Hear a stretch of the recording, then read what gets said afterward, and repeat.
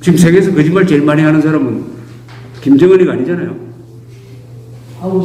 문재인도 아니잖아요. 지금 거짓말 제일 많이 하는 사람은 트럼프입니다. 트럼프가 취임한 다음에 통계를 내보니까 거짓말을 한 건이 10,000건이 넘었답니다. 하루에 10건 이상이에요. 그 정직을 중요하게 생각하는 미국도 유권자가 생각이 바뀌면은 거짓말 대장이 대통령이 됩니다. 거짓말 대장이. 정치가 이런 겁니다. 정치가.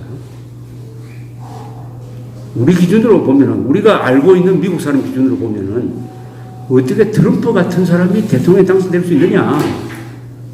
믿겨지지가 않아요. 또 그 거짓말의 방식이 상상을 초월합니다. 어떻게 보면 트럼프에 비해서는 문재인은 양반입니다. 자, 이거는 정치의 문제입니다. 그렇다고 미국 사람들이 다 거짓말쟁이가 된 건 아니잖아요.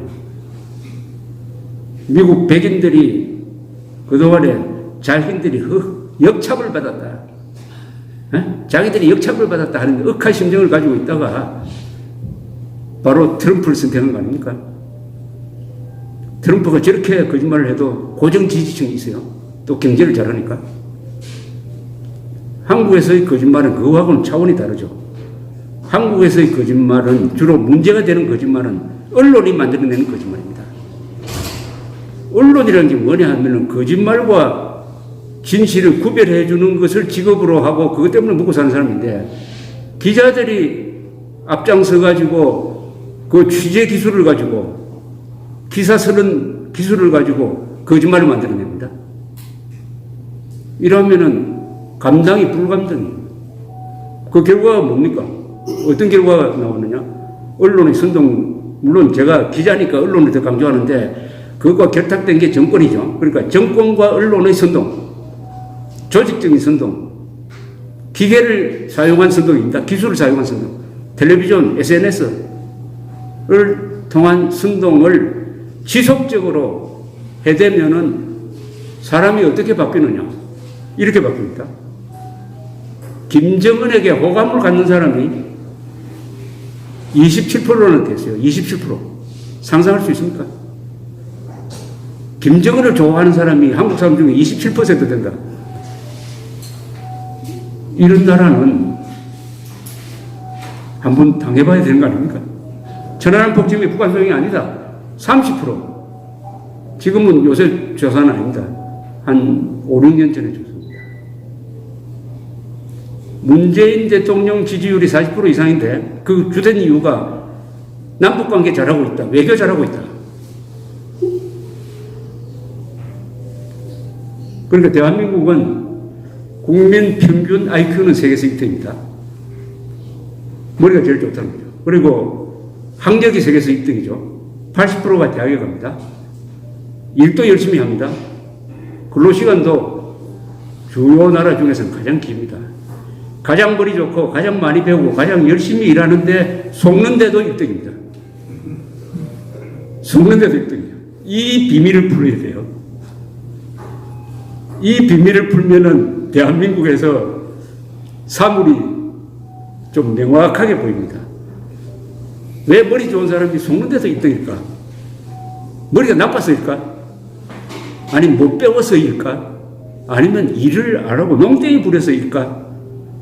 여러분들이 대답을 한번 해보십시오. 왜 잘 속습니까? 바보가 속는 거는 이해가 가잖아요. 왜 배운 사람이 속습니까? 왜 배운 무식자가 이렇게 많죠? 한번 뭐 답이 있는 사람 없습니까? 이게 통계를 보면 천안함 폭침에 속는 사람이 30%라고 그랬는데요. 제일 안 속는 사람이 누구냐? 학력이 낮은 사람입니다. 국민학교 졸업밖에 안 되는 사람은 안 속아요. 대학원 졸업 제일 많이 속습니다. 그러니까 배울수록 무식해집니다. 그리고 뭘 배우냐? 아까 지금 말씀하신 대로 뭘 배우느냐? 거짓을 배우는 거죠. 배우는 기간 동안에 거짓말을 배우는 거예요. 그런데 이게 결국 속느냐 안 속느냐는 지능의 문제가 아닙니다. 지능의 문제라면 세계에서 IQ가 제일 높으니까 안 속아야죠.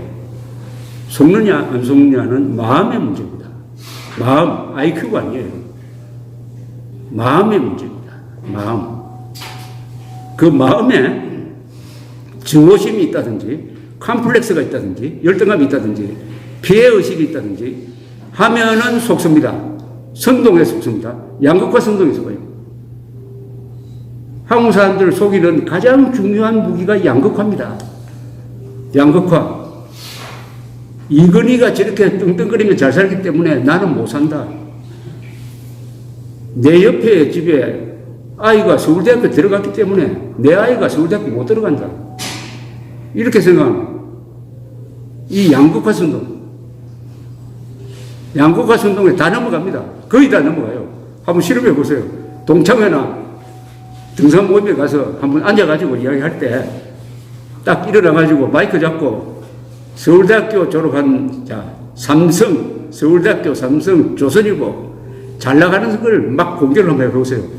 박수가 쏟아질 겁니다. 이게 우리 국민들이 가지고 있는 이상한 평등주의에 불을 질러버리면은 자기 살고 있는 집까지 불태워버립니다. 마음의 문제입니다. 마음에. 근데 이 선동의 기술은 바로 공산주의자가 세계에서 1등 아닙니까? 공산주의의 혁명 전략이 평등한 세상을 만든다. 평등한 천국을 만든다는 걸 가지고 와가지고 선동함으로써 인간을 분열시키고 인간의 정오심을 심어 넣어가지고 아버지도 때려 죽이고 교장도 고발하고 하는 이런 세상을 만들어서 소수가 다수를 지배하는 이게 공산주의 이론이거든요. 집권 이론이거든요. 계급투쟁론이죠. 대한민국의 모든 정치적 선동의 바닥에는 계급투쟁론이 있습니다. 계급투쟁론은 지배계급과 피지배계급으로 딱 나눠가지고 지배계급이 들고 일어나가지고 피지배계급이 들고 일어나가지고 지배계급을 타도하는 게 혁명이다. 그러기 위해서는 거짓말해도 좋고 선동해도 좋고 사람을 죽여도 좋고 뭘 해도 좋다.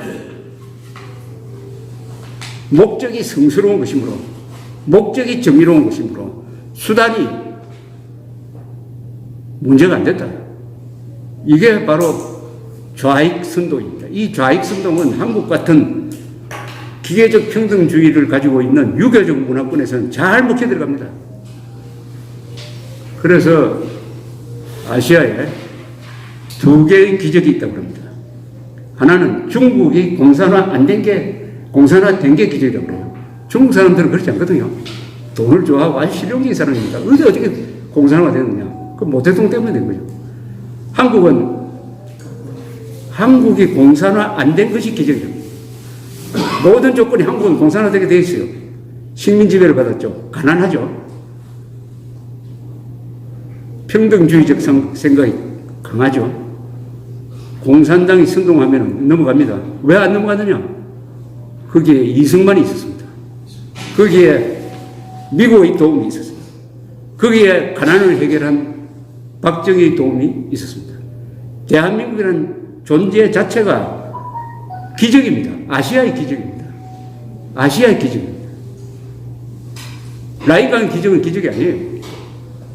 2차 세계대전 때 다 망가졌으나 기술자는 살아있었잖아요.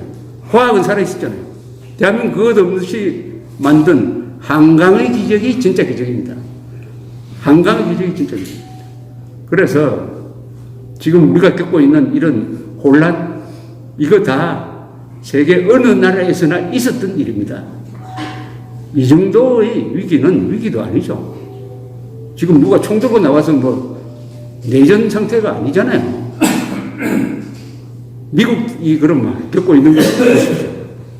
그러니까 한국만 유달리 거짓말을 많이 하고 한국만 유달리 뭐하다 이렇게 생각할 필요 없고 이럴 때는 항상 이순신의 말을 떠올리면 되는 거 아닙니까? 상유 12 순신불사 아직 12척의 배가 남았고 제가 죽지 않고 있습니다.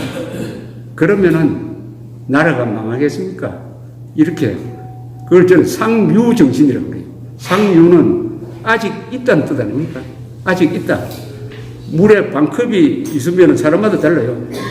야, 이 물 반밖에 없다 이런 사람도 있고, 야, 물이 반이나 있네. 우리 상류 정신으로 돌아가야 됩니다. 이 정도의 축복을 누렸으면은 이 정도의 재앙도 당연히 감당해야 됩니다.